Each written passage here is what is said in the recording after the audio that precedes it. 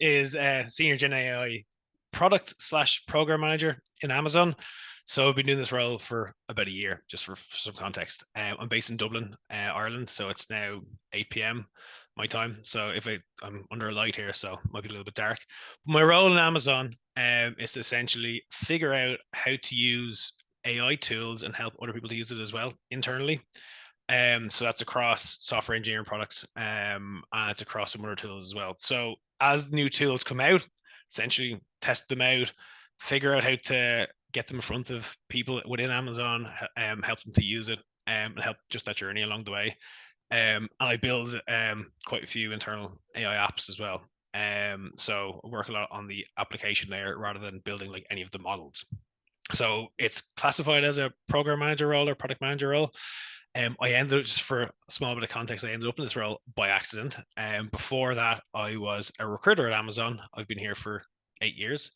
I moved internally as a result of spotting an opportunity within Gen AI to go and build some things, and then I got offered a role based on a lot of the work that I've done inside. So actually, a lot of the sessions Ethan has given over the last 2 or 3 years have really served me because I was able to leverage some of the lessons to be able to move my own career. But today, really, Gen AI and how to keep it really simple, especially for non-engineers. And I think that's what a lot of my role is split between working with software engineers and working with recruiters and program managers to try and help them leverage AI. So just a few session goals, right? Trying to make Gen AI a bit more accessible for people. There's a lot of noise about it. So I really want to shape, I suppose, the mental models behind it as opposed to any specific tool individually, because there's a lot out there. I'm gonna try to make it a bit action oriented. All right, so it's not a case where it's me talking. I'm able to, if you have any questions at any point, just stop me. I do realize I speak with a strong Irish accent, and I can get carried away. So just stop me at any point. But the goal is to help to reduce the barriers. All right. So I'm not going to try and do anything overly fancy. I'm going to keep it really simple. Because that's what I feel is like, the biggest gap is getting started for a lot of people. So right now, this is what it feels like from my side. All right. So technology is moving faster and faster and faster and faster. And it's really, really hard to keep up with it. My role is to keep up with it, and I struggle with it. And I think, like, I know a phrase I've heard before, a metaphor is like that.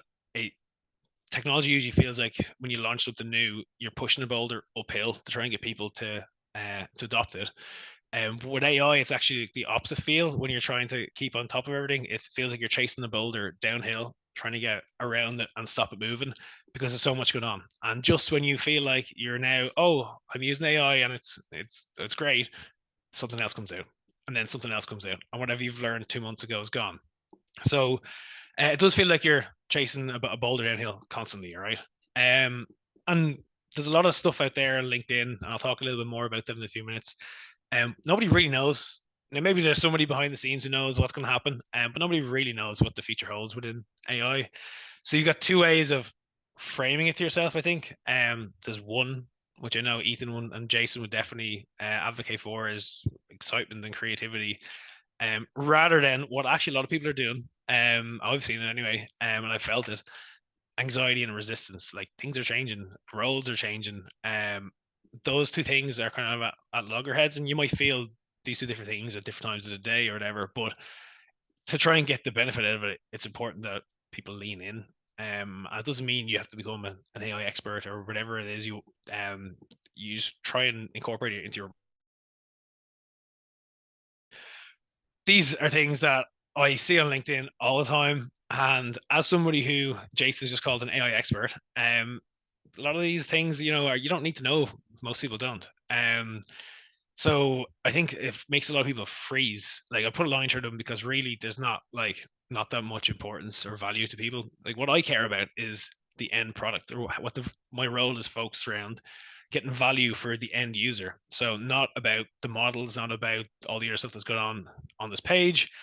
But if you go onto LinkedIn, I think it makes me feel like, oh my god, I'm really behind here because I don't know what the latest buzzword is. So I put a line to that because really, as a user, you don't, like, as an end customer, you don't really need to know about that. You don't need to know how the sausage is made. You just need to know that it's made, and that you're able to use it. I just actually saw this post, and it's just there's a general feel like there's too many models. How do you keep up with all of them, right? Even with ChatGPT, like this is a perfect example. How many different options are there within like ChatGPT or within OpenAI and ChatGPT for different models? And I can't keep track of all different models. And if you go onto LinkedIn, you'll see the latest benchmarking, and it's beat this by X% and all this kind of stuff. And really, for most people, they're all good enough, really. Like, so whatever model you go with, they're all fine. Whatever, if you use ChatGPT or Claude or Amazon, they're all fine. They're all good enough. So when you click down like that, it really is hard to figure out where to even start. And when you pick one thing, you kind of feel like there's an opportunity cost that you're missing out on all these other ones. So I'm just kind of really here to say they're all good enough. They're all infinitely better than not using any of them. So my goal today is to try and keep all this really simple for people.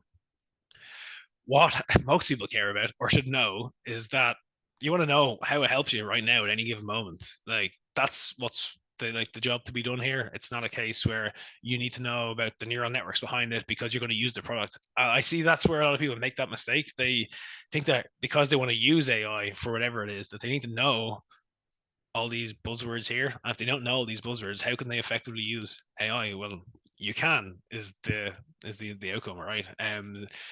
All people really need to know is what can help them at any given moment. And actually, the tools that are available that everybody knows about, I'll go back to that in a second. These are like really accessible. So that's OpenAI's ChatGPT, Q. And I work for Amazon. I'm not here to sell Amazon, but I use the tools. They're all really simple. They're all really accessible in terms of like financially. I think if you go for the upgraded models of ChatGPT and Claude, it's like $16 or $20 a month. You can go for the free versions, and the free versions don't cost anything and are just as good. Essentially, you don't get the latest models that come out, but you get most of the same stuff that somebody who's paying $20 a month will get. Because I pay for them and my friends don't pay for them, and I really can't distinguish between what the difference is in paying for them and not paying for them. So for everybody, they've got this in their pocket all the time. All three of these tools. I would say Amazon Q is probably a little bit more for like enterprise level. Like if you're working in X company and wanted to help move a team onto it, it's probably the best way to go for that. But in terms of what's in your pocket on your phone, ChatGPT and Claude are absolutely perfect. I think this is like a good representation of where it is right now. So people who are beginners just think if it's good, I do it. All right. And then people who are the experts are if it's good, I do it. Most people are getting caught, I think, in the middle. So this is like the bell-shaped curve. Like the top users are just think keep it simple. The bottom users like don't know any difference, so they keep it simple. And the people in the middle seem to be like overcomplicating, over engineering this, and they really overthinking it. Really now, what I love about it is how accessible it is. So really, I would advise people to try and move past that middle patch, just to move into like keeping it really simple. And like it's my role to be doing this all day, every day, and like I keep it simple. I don't need to know all the extra additional stuff. Focus on what you need to do at any given point, and that's where the value is. So some things in terms of mental models just to keep in mind about all this, because like I said, it is quite overwhelming. So one is like it's at the worst it's ever going to be right now. Okay, so it's only going to get better and better and better. You might as well like lean in because it's not, regardless of if you, it's going to move that way. And if it did stop today for some reason, it would still take a long time, I think, for people to get up to speed with what's actually being done. So if for some reason all these tools stopped getting better, like we still have a lot, like 4 or 5 years of work to try and like leverage what's already there. So with that in mind, it's a mindset shift. I don't think it's a single tool really. And by the way, this is just my opinion based on my experience.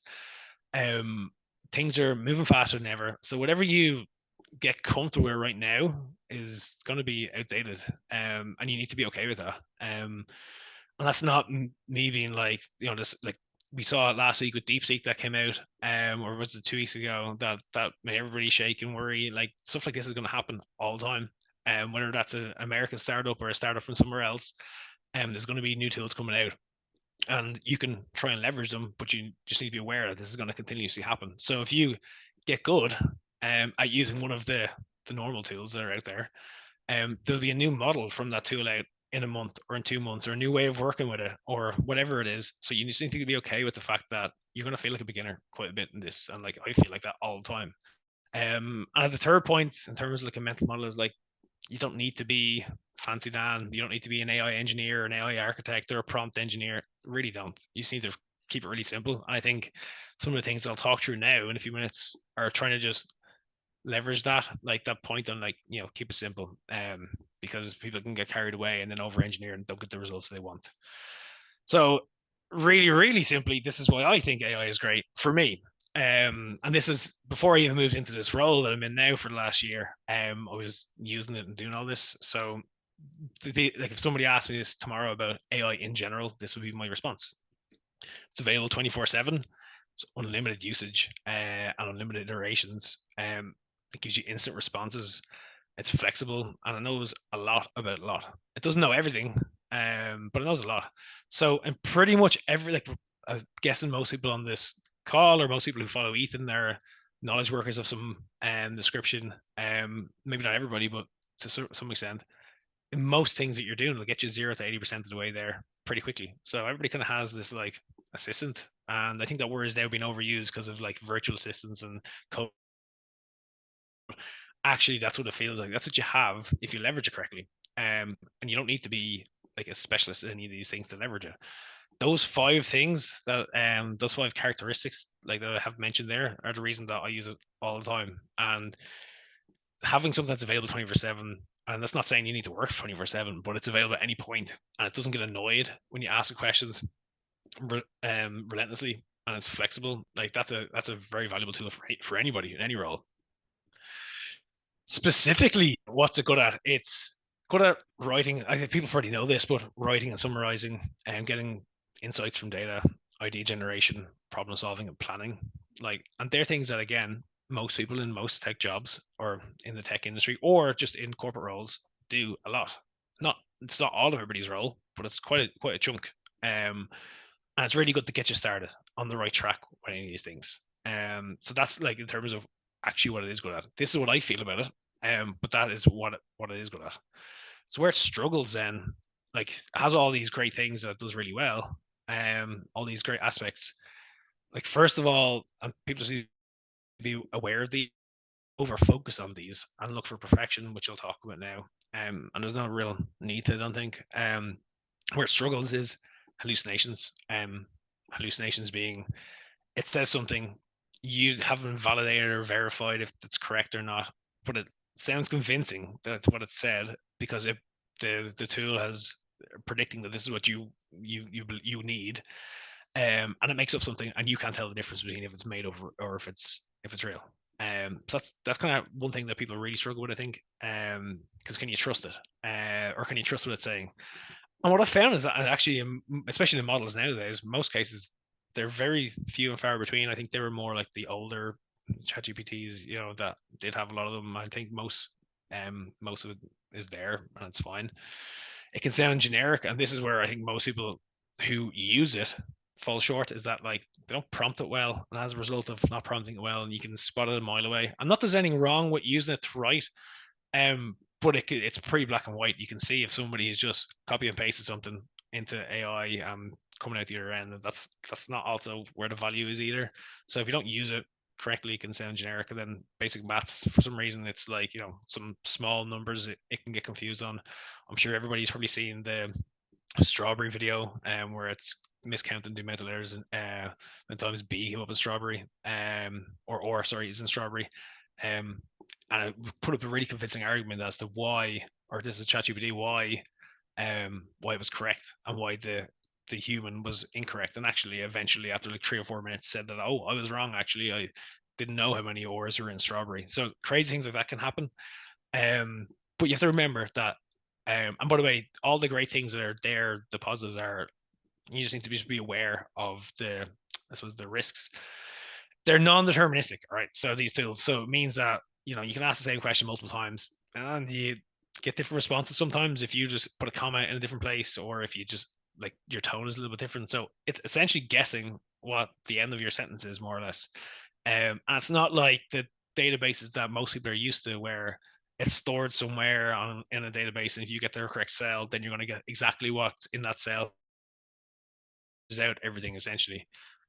So and it spits it back out, and it's mostly right, but also like it's going to come out in different ways. So you could use it today and type in something, and tomorrow, or somebody sitting beside you could type in something, and it might be slightly different response. Usually it's on the right track, on the same track, but just to be aware that like it's not a case where it's going to come back the exact same way every time you use it. I need to be okay with that, because that freaks some people out, because they expect that if it's stored in this cell, you press this button and it comes back exactly the same way as it went in. But that's actually not how these tools work at all, which has its drawbacks, but also has its opportunities as well. Kind of similar to what I said there. Like, it doesn't think or it doesn't understand. It kind of just predicts the next thing that you, or it predicts what it thinks that you, or not that it thinks, it predicts what essentially you are probably going to say next. And sometimes it gets that wrong. And it's based on the training data. So if you think about the training data being like, and again, we're not over focusing on like the technical side. The training data is essentially everything that's ever been put on the internet essentially is using these models. And if you listen to any talks by some of their engineers in like the big tech, or in the big tech companies, in OpenAI, or in where Claude is based, in Anthropic, most of them, the engineers who are building this, know that it comes from different parts of the internet, but they can't tell you specifically, because it pulls from everywhere, and it pulls into this huge pool, and then it's just pulling data from this pool as you ask for it. But they can't give you the specifics behind it because they don't really know. So it goes into this black box that comes out the other side. And that's just important to keep that in mind when you're using these tools. Why people avoid it as well, and this is from speaking to a lot of people outside of Amazon, and these are the general things that I hear about. Fear of job displacement, I have down as number one. It's probably not the main reason that people don't use it, if I'm being honest. But it's something that probably in everybody's head. But ironically, by leaning into AI and getting better at using AI, you'll probably just get better at your role, and mitigate the risk of any sort of job displacement, because you'll be using the tools and you'll be AI literate versus somebody who's avoiding it for that reason. Probably the number one reason, ironically though, that I hear, there's two reasons I hear actually quite often. It's one is I don't have the time, which I find kind of funny, because it actually saves time over time. It's like using any tool. It takes a while to get up to speed with it and get a time invested in it is actually pretty minimal to start off. Projects on, of everything, all this going on. I just haven't sat down and put some time into it. The only way of actually getting good at this is to use them, to be honest. And then it's not perfect. I hear quite a bit. That what comes back into your side isn't perfect. So as a result, why would I use that? Because I can't trust it. And they're like the main reasons that I hear. And from reading online all the different comments from people as well, very very similar themes across different companies and across the different organizations. It's very common. But they are probably the top reasons. And any questions on these, I have mitigations across all of them. Yeah, again, another one being people think they're too strategic, like that they're too senior for this, but like there's senior people in every company using it, leveraging it just in a different way than somebody who might be more tactical. You're still able to leverage it at any point. Going to the perfection piece. Speed is like, if you listen to a lot of Ethan's talks over the years, speed was his competitive advantage. I get the impression that he pushes hard, and he talks a lot about bias for action being very important to him in his career. And it's also, for example, in Amazon, it's in the leadership principles that speed matters in business. And I think that's real, and being able to adjust and iterate quickly is a real thing as well. So it doesn't need to be perfect. Now, if you're performing open heart surgery using these AI tools somehow, it needs to be perfect for that sort of stuff. For any medical stuff, or to do, if you're flying an airplane and it's relying on AI, absolutely, all anything medical or anything to do with high important areas. But for most people, their roles working in a business isn't like do or die for any given situation. So that speed is your competitive advantage using these tools, and being able to iterate quickly and adjust. That's the edge you're going to have. Using these tools are low risk and high reward, essentially. So they're low risk in terms of a time investment, and instead of you having to go and invest time doing XYZ, exploring these different areas, you can instead invest time in letting AI go and investigate these areas and pull back these different things for you. So it is high reward. So that perfection piece, it's not necessarily needed, I don't think. But it's close enough. It still increases the standards for most people in the quality. Common feelings that I hear from people, these two are like, across the board. I feel them both as well. So one is, I probably should have had this slide earlier on, but AI fatigue and AI FOMO. So fatigue being, I'm drained from all the new tools that are coming out, all the continuous upskilling that I need to do, and fear of being potentially obsolete at some point. And then LinkedIn. Like every time I go on LinkedIn, even though LinkedIn is amazing, like some of the content in there is amazing, a lot of it is fear mongering around AI. Now, I don't know what the future is for AI, but reading on LinkedIn, you'd swear that the world is ending tomorrow because of AI. Or all these new tools are coming out, and it's really hard to keep up with all the tools that are coming out. And that kind of leads to, or is in tandem with FOMO, which is fear of missing out using AI potentially, or everybody on LinkedIn seems to be using the latest tools. So there's pressure to adopt there, and it kind of feels like you're missing opportunities. Like every day that goes by that you're not adopting these, it can feel like you're missing those opportunities. So they're common feelings that everybody feels like at some point, but a lot of people are avoiding using the tools because of these, because they feel like they're already so far behind, or everybody else is so far ahead. When actually, if you were to peel back the curtain, or pull back the, everybody seems to be, on the journey together. It might be at different stages, but it's still relatively very early in the AI journey. So if you're just getting on the AI train now, you're absolutely fine, because there's loads of space, loads of time where it's gonna go in the future. I think one reason that people find it a little bit intimidating, especially at the start, is because the paradox of choice, which is essentially people are just used to having tools. Any of the good tech companies have clear layout for everything that they're doing, and clear frameworks and menus and drop downs, and click this and this happens. Most of the chatbots, even like ChatGPT, you're just left with like a text box. And that's pretty overwhelming, because people like having structure, and they've got too much choice then, and they don't even know where to start. So what happens is, a lot of the time, they open up the tool, whatever it is, whether it's internal tools in your company, they open it up, and they just don't know where to start. And they type something that's really generic, and they get a generic response back. They're not happy with the generic response, and then they kind of just give up on AI and say AI is terrible. It's not good for me. But it actually is because they haven't put the right things in at the start.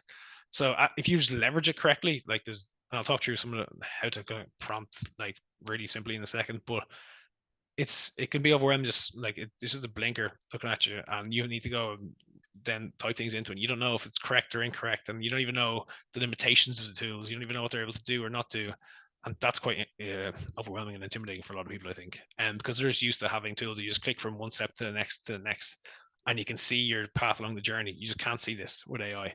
Now there might be a point in the future when AI tools hopefully have better customer journeys, or journeys for people who are using them. But as of right now, I think they're very much like open ended, which I think people struggle with. So in terms of prompting, garbage in and garbage out. So the quality of the response is based on the quality of your input.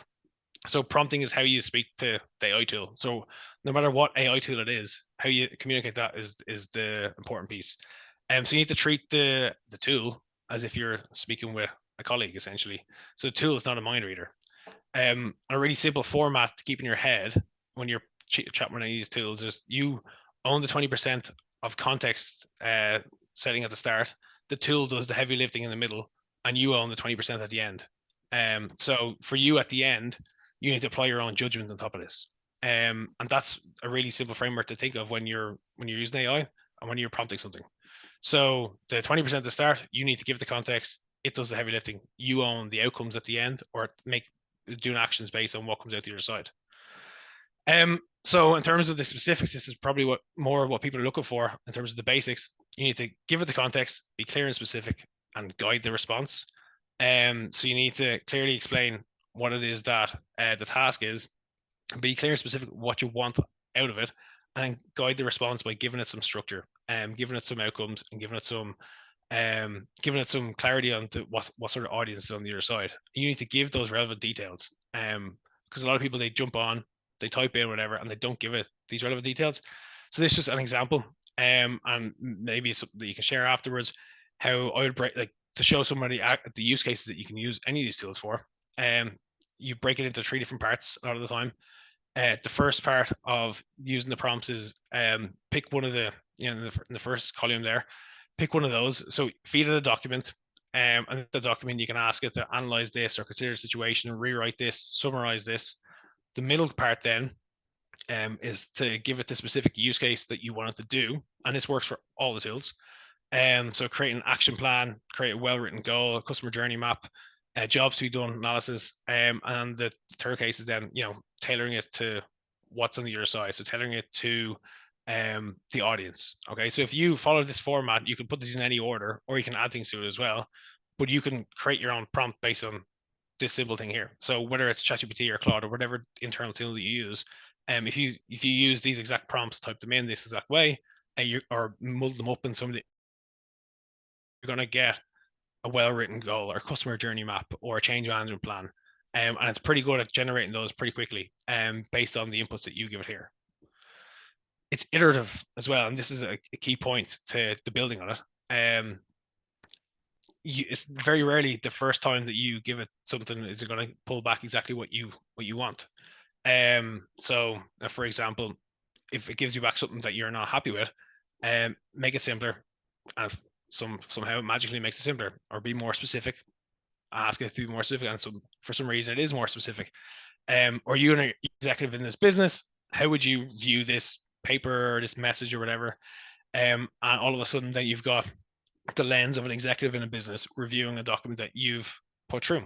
And it's very good at getting these insights from it. You can also get it to write a prompt for you. So if you're not sure about how to prompt, ask the tool to write a better prompt for you, and as a result, you'll create a little prompt factory for yourself, because you'll be able to iterate based on the feedback that the tool is giving you about the prompts that you're writing. So make it a training program, whatever it is, write a content piece. Give me 5 more ideas. Again, is another one that's really helpful. So 5 more ideas being, most people will just go and they'll use the tool and then they'll accept whatever comes back. But why don't you ask it for 5 more ideas? Why don't you ask for 10 more ideas? Based on that, you're then getting feedback, and pretty quickly you've got 10 ideas instead of 1, and then you can just go and create the ideas based on what comes back from the tool really quickly. So this is like, you start off with this,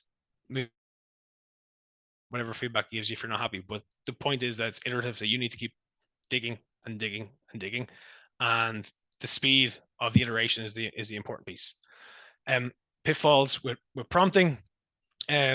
There's a few pitfalls that I hear about quite a bit. Lack of clarity and lack of context are probably the 2 main ones there. So people just not giving ChatGPT or Claude enough context. And this is the same whether it's software engineering or whether it's for a business role.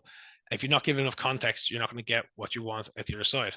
So you're assuming that the AI has knowledge that it actually doesn't. And that kind of leads it to giving it, generic or unspecific messages back.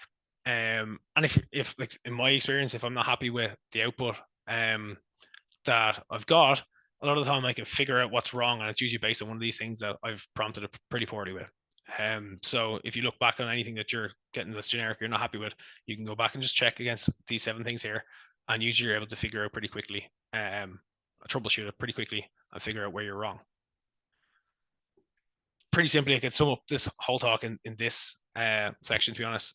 This graph, the more you use it, the more you use these tools, the easier it is to get value for them, the easier it is to make ground with them. And just don't really give yourself the excuse of like, I haven't had time to use it, because when you do invest time into it, regardless of what level you are, regardless of what role you're in, you're going to get more value with it. But it's important that you do play around and explore with it, and that's where you get the value. And then to finish off, the magic happens when you can combine your own domain knowledge with one of these tools through the prompt. So the tool alone won't do it. And it doesn't matter if it's what you're writing is AI generated, and no, because customers care about outcomes. They don't care about the processes. They care about what comes out the other side. So if what you're doing with the AI tool is adding value, then absolutely, it doesn't really make a difference if it's AI generated or not. And most importantly, is what I would usually finish with is like, say thank you to the bot, because who knows what's going to happen in the future. So in case the robots take over sometime. But that is overall, again, maybe the guy who had the question there, just for some extra context. You sound like you're probably an advanced user in AI, and this is a basic session for people to get upskilled, for especially for non-tech users who maybe don't feel that comfortable using AI. So it's trying to get those up to speed. And I think the mental models are as important as the technical skills behind it, because without the mental models, I think people are going to struggle with the ability to make progress on it. So that's why I focus so much on the conceptual piece at the start, and then move into more details on the prompts afterwards. A very fair call out. Thank you for that. Okay, let's see. There's if anyone has a question, raise your virtual Zoom hand and we'll call on you. Right now I'm going to go through the chat. Okay, so Alan, this is the first question from Anit, or it's more like a comment, but I agree with it. Sometimes you hear a lot about how AI can automate things into existing workflows and 10x your productivity. But a Yep. lot of it sounds like fluff.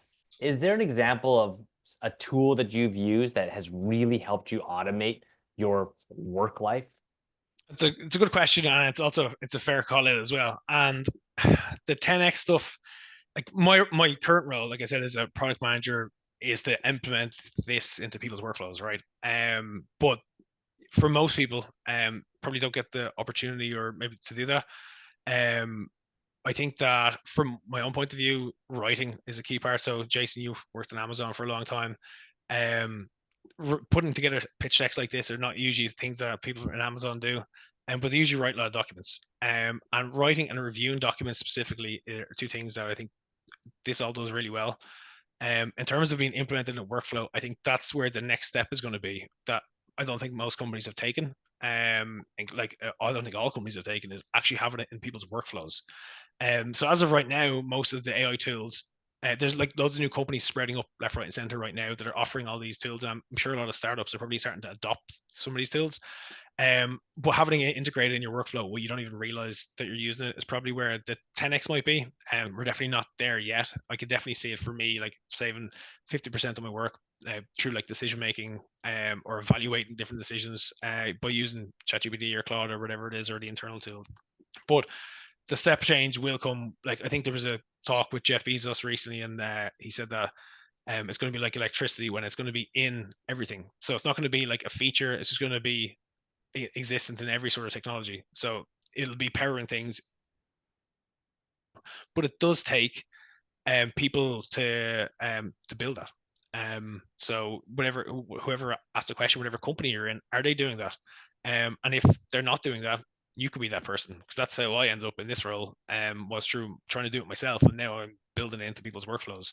But the step change does come from when it's actually in somebody's workflow, and not, oh, I'm going to go onto this tool now and type into this tool and see where it is, because that's a friction point. You want it to be powering everybody's all the time. So yeah, like you could give you examples of it being in workflow, but the 10x, I don't think we're at that point yet. But who knows where it might be in the future. I'm not going to give you I'm going to say I've seen that example, because I haven't. I do think there's a lot of noise out there.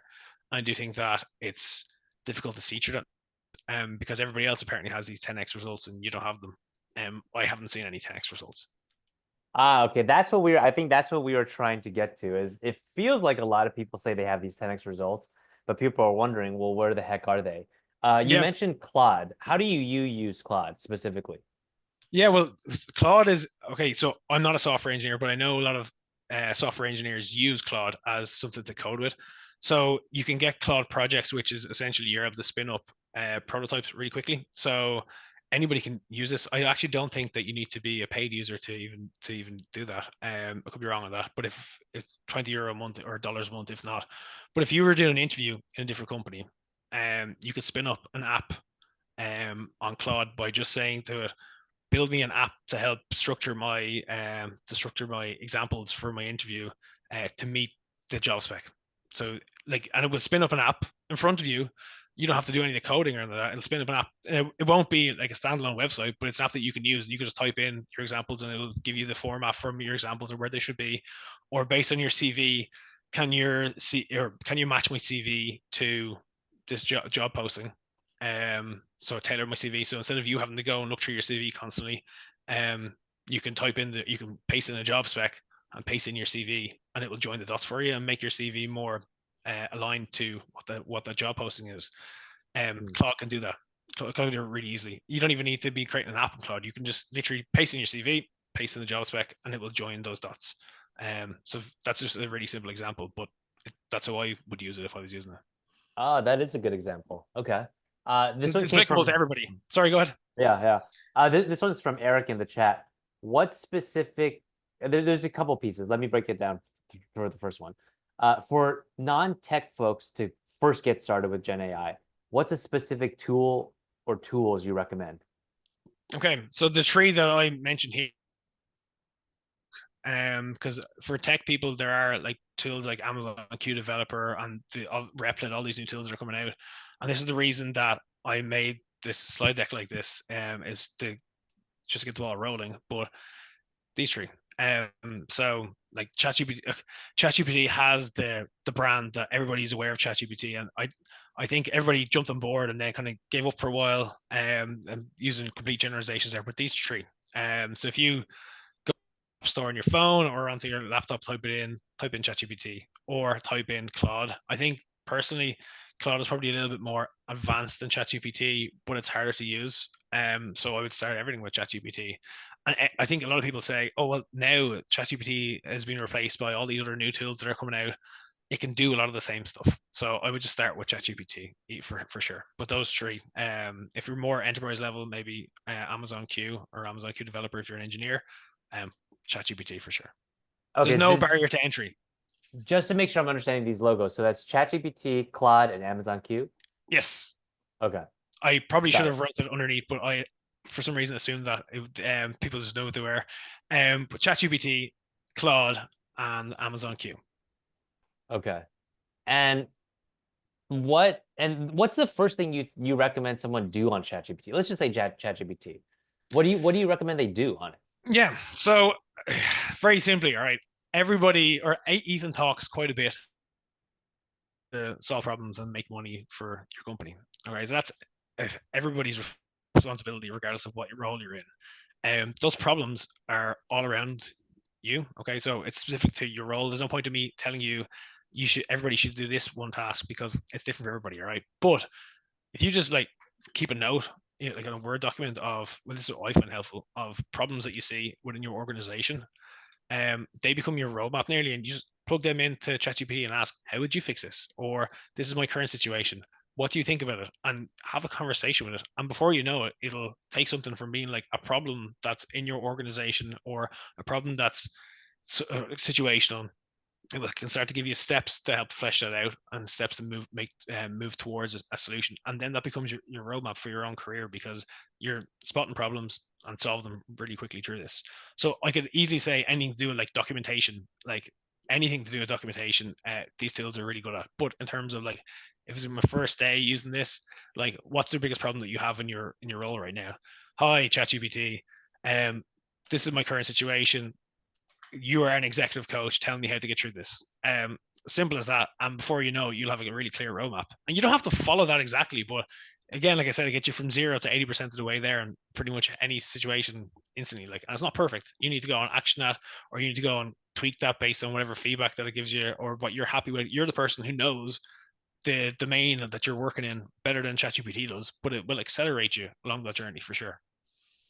Got it. That makes sense. And Alan, can you go back to your slide where it breaks down the prompts that you recommend people use? Because I think that is super helpful. Yeah, Yeah, using these specific language, right? using ChatGPT or Claude, like those, or so let's say using ChatGPT, you can click insert a document, and then that document becomes the brain of the conversation. So you can, let's say you attach your CV to a conversation in ChatGPT. Based on this document, create a training program for me who I want to become a software engineer in 3 years, and tell me what I need to do to bridge that gap between my. You're only limited. The only limitation is like what you're thinking about it. But these are all things that I've used it for, and these are all things that I know work and it's pretty effective for. Um, Mm. 5 why analysis, a pre-mortem, like something that Ethan definitely talks quite a bit about in a lot of his talks, is before you start to make any moves, think about like put yourself a year in the future and think about all the ways it might have failed or been successful. Ask like, here's the document, here's the project that I'm working on. conduct a pre-mortem and tell me what the key risks are and how I could mitigate them. And before you know it, things that you would have had to go and think about or had to go and speak to somebody about them, and you get given clear, usually pretty solid mitigations, not perfect, then you can go and speak to people, but at least you're going to speak to people in more an informed starting point. And that's tech or non-tech, no matter what your role is, that's relevant for everybody. We should be all looking for risks or conducting pre-mortems anyway on everything. But these are the key use cases. If you're looking to like those 16 points in the middle, it does all those things really well. And if they're part of your role at all, you can be using them. So any sort of project work. Let's say your goal is to be that change agent to drive business for the company, so you get more visibility, get bigger scope, etc. So let's say you use these 3 steps. Hey, ChatGPT, my org has X problem. Based on this document, can you help me solve Y? Blah blah blah. Let's say ChatGPT spits out the answer. Yep. What do you do next? Do you Well, still that's use AI, or do you just go yeah. into the big So meetings? So again, if you're an Amazon, Jason, you know that you write a document. It could be a Yeah. peer FAQ, press release, and you work backwards from what that might look like. So then the human part comes into it. It just expedites the middle part, which is like the writing of the document. So Yeah. before all this existed, I spent a lot of time. I still spend a lot of time writing docs and refining documents, but I condensed that by through this. So Amazon's a writing heavy culture, and you have to like it's what happens at the end of that is you need to go and use your influence in the workplace, and that's what it frees you up to do more of. So it actually frees up it gets your writing quality to a certain point pretty quickly.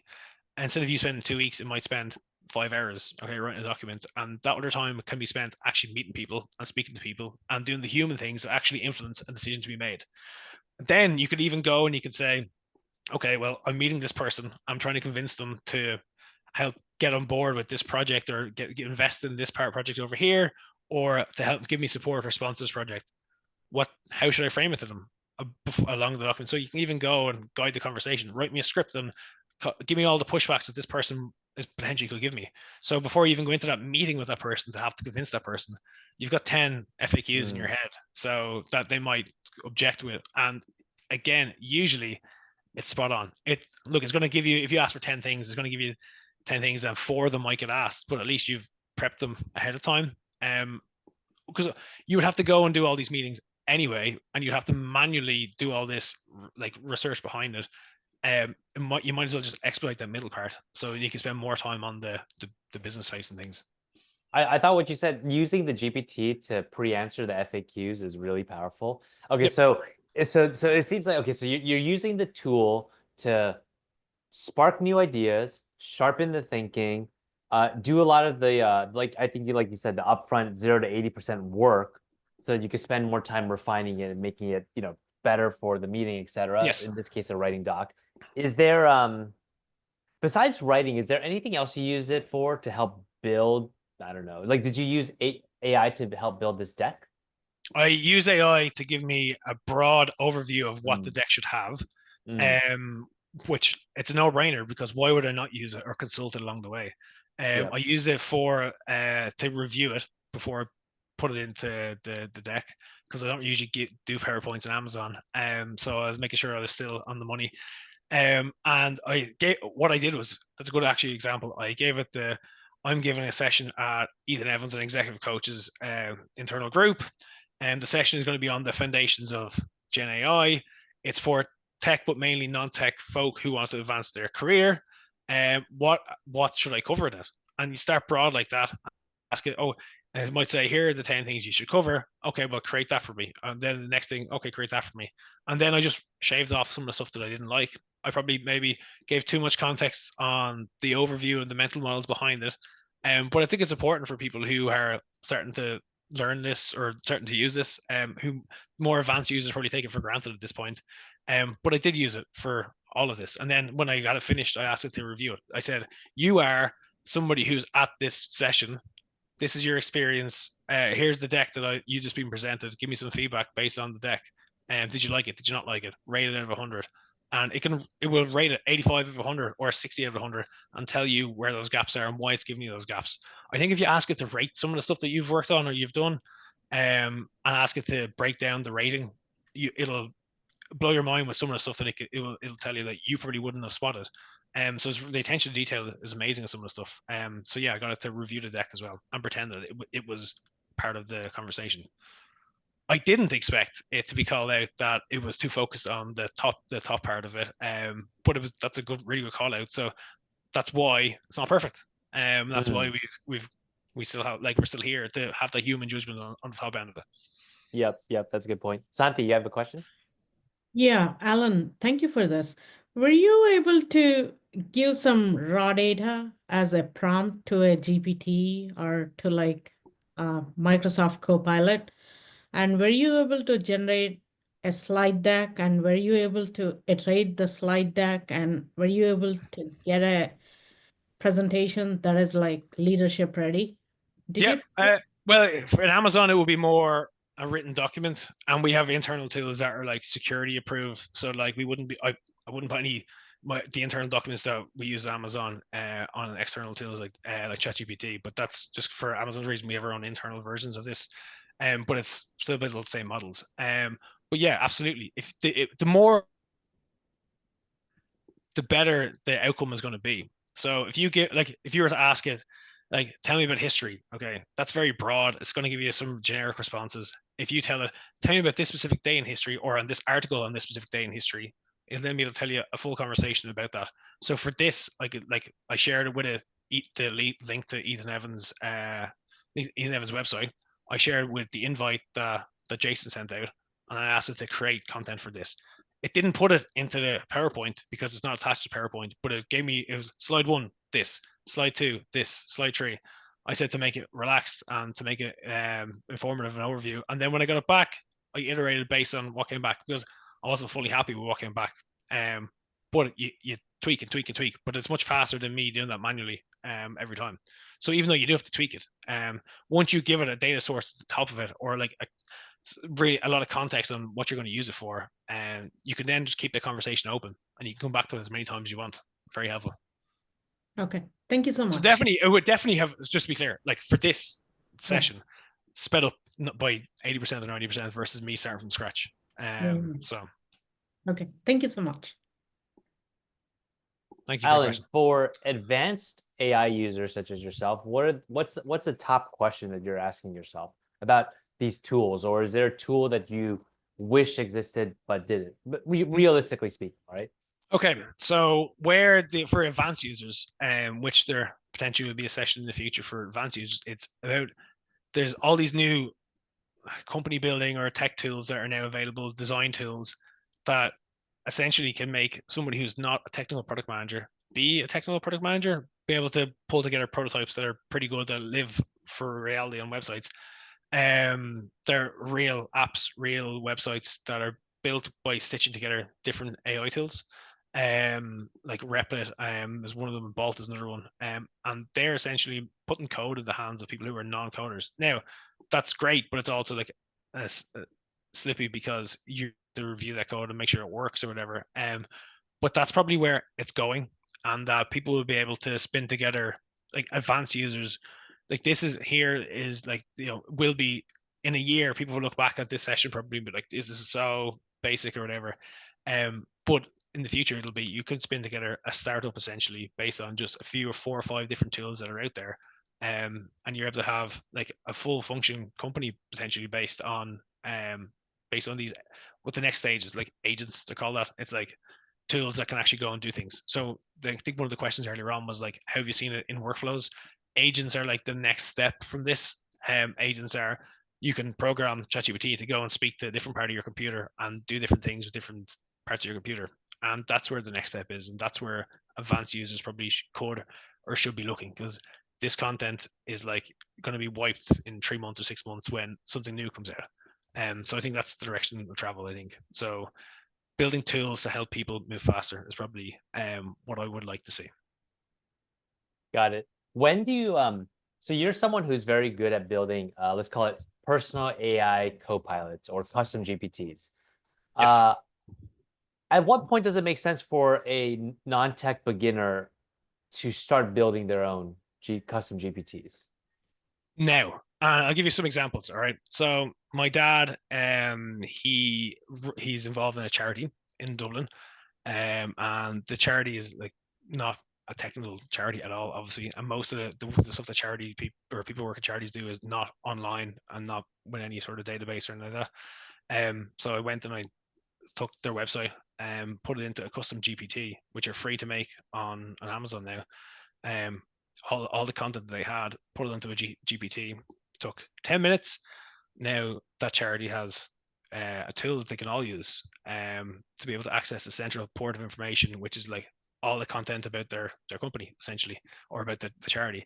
And if they wanted to go and create a LinkedIn post, they're not starting based on the information in the brain in the ChatGPT in the format that I've given it, create a LinkedIn post about XYZ, and it'll pull from all the information about the charity. So it's going to speed up the charity's operations. It's going to make the standard of writing in the charity much higher, social media much higher, because they're all pulling from the same information. And it means that if somebody getting ramped up or into charity and they just joined, instead of them having to go and, I think in charities right now it's probably mainly paper. Like they've now got a GPT that they can talk to, and when was it founded? This information like that, like basic stuff, but it means that everybody has access to the same information which they wouldn't have previously had, and they can then go and create things based on that information using ChatGPT. Or for your own sake, like write down things that are important to you and create custom GPT of yourself.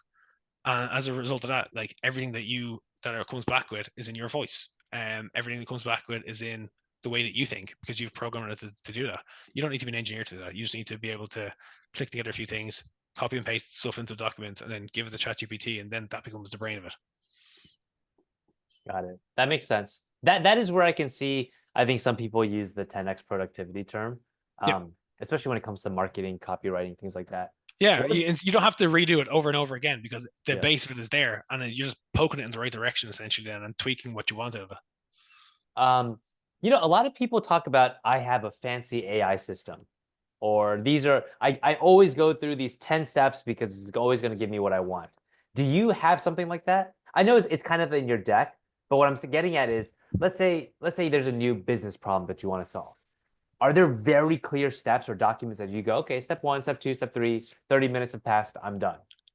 That's a really good call out, and essentially this what's in front of you right here. I would say, like, you could apply this to any problem, and if Ethan is talking about everybody, taking ownership, bias for action, solving problems that people even don't know exist yet, it's about typing a problem into this. And you might pick 10 of those things, but you can go from knowing very little about the problem to exploring the problem to creating a solution to the problem, and then go and convincing somebody about the solution. And the problem for anybody here could be like, we should use AI more in our company.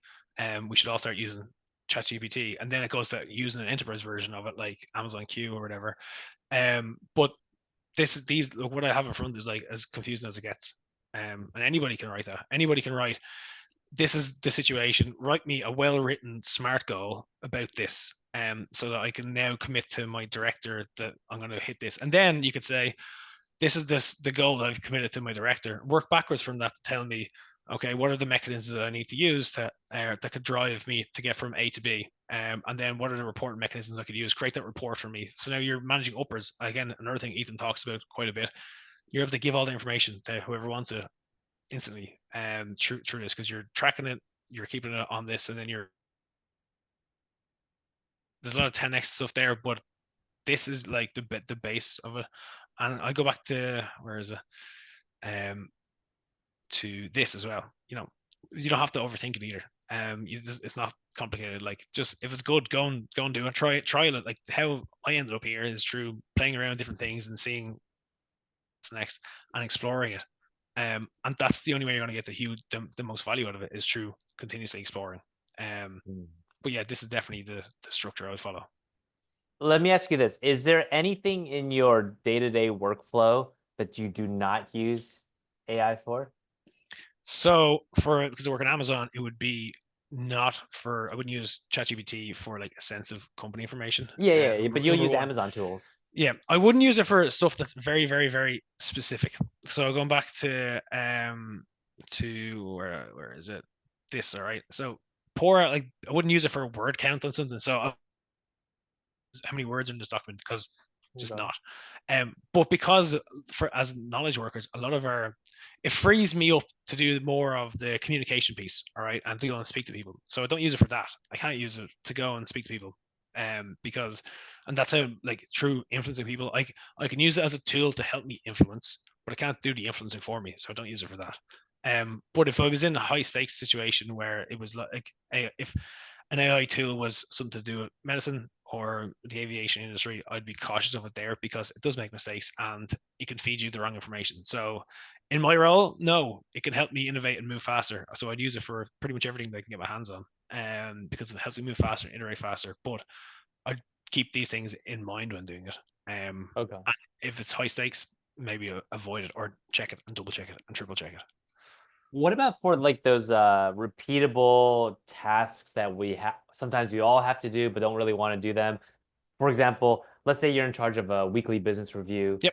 data dump, or let's say Yep. you have to send a weekly update to your manager about what you've done. Yep. Have you found AI tools to help like Yes. completely offload that? Okay, how do you use that? So okay, I'll talk about these two, or I'll go through it now anyway. Amazon Party Rock, and I'm not here to sell Amazon Party Rock. If you just Google it, you can create your own templates, which is essentially a template AI tool. So instead of having a chatbot doing all these different things, it just is the same thing over and over again. You can create multiples of the chat essentially, but it's only going to give you the same specific information. So one of them could be, if you own a weekly business review or a status update that needs to go to the same place every week, to your manager, to your customers, you could create, and very, very simply for non-tech people, create a template that says, I'm going to feed you this information, and I need it in this format, and I need to answer these questions. And it will just produce for you essentially a WBR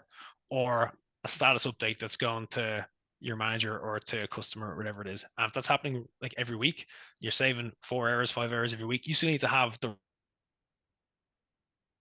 systems unless you've got that far, but you can prototype it really quickly. So you're able to just, instead of doing all the manual work behind it, copy and paste it in. And then if you're also, on the flip side, if you're in one of the business reviews, again, you can use Party Rock for this, or any of the AI tools. You can paste the WBR in and then say, review this. Give me some good questions to ask, the probing questions that I could or should ask based on this. And it will ask really specific questions and tell you the justification behind those questions as well. So if you hadn't even thought that question, you sound smart, and it's led you to a direction that you wouldn't have potentially gone in beforehand if you're reviewing somebody else's work. Got it. Okay, that makes sense. Or if you want to go a step further, sorry, Jason, one more thing is, you could say you are an executive, like in the document or in the chatbot, you could say you are an executive at company X. Review this document like an executive would, and tell me what's important to an executive in this document, and where an executive might poke holes in it, in a document. So then you've got, before you go into any meeting with any director, you've got, like I said, the FAQs they might ask, and you've got the things that are probably important to them out of it, and you can just focus on those things for a meeting. But yeah, sorry, Jason. No, that makes sense. That's a good point. Does anyone have a last question? I'll give one shot if anyone does. Can I ask one? Go for it, Santi. Alan, have you tried using any GPT to build like a website? Yes, I have. There's a multiple now web or sites or tools are now available to spin up websites really quickly. So yes, I can get you the names of them. I can send them on to you. Because if you just type in a prompt, build me a website that looks like this, or a minimalist website that I put my CV up on my blog on, it'll spin it up instantly, and they all look really nice. So it's not even like they look different or they look like they're shabby websites. They look as good as other websites. That's awesome. Yeah. Okay. So I could send you those directly if you want. I'll need to go through them now just to check on which ones that I've used, because now there's loads out there. There's probably too many out there. I don't even know where to start. But you type in a prompt. You type in, it says like, what kind of website you want. And you can say, I want a website to host my CV and to host my blog. I want it to be minimalist, and I want it to be black and white. Yeah. 5 seconds later, you've got a really good starting point that you can then go and tweak. But it's live on the internet then. Okay. Thank you so much. Thank you for the question. Interesting. Yeah. Okay, great. Well, thanks for the session, Alan. And I think this space moves fast. So yeah, and you use a lot of tools. So I'm excited for future sessions where you take us through more use cases, how you're using it. I think, for me, the best way to stay on, or one of the best ways to stay on top of fast moving technology is number one, use it yourself a lot, firsthand experience. And then the second way is to teach it to others. Yep. So thanks for your 100%. insights. Super. Yeah. Thanks everybody for the questions. And if anybody has any more they want to answers for support on, just let me know. Awesome. Thank you so much. Thanks, Alan. Super. Thank you.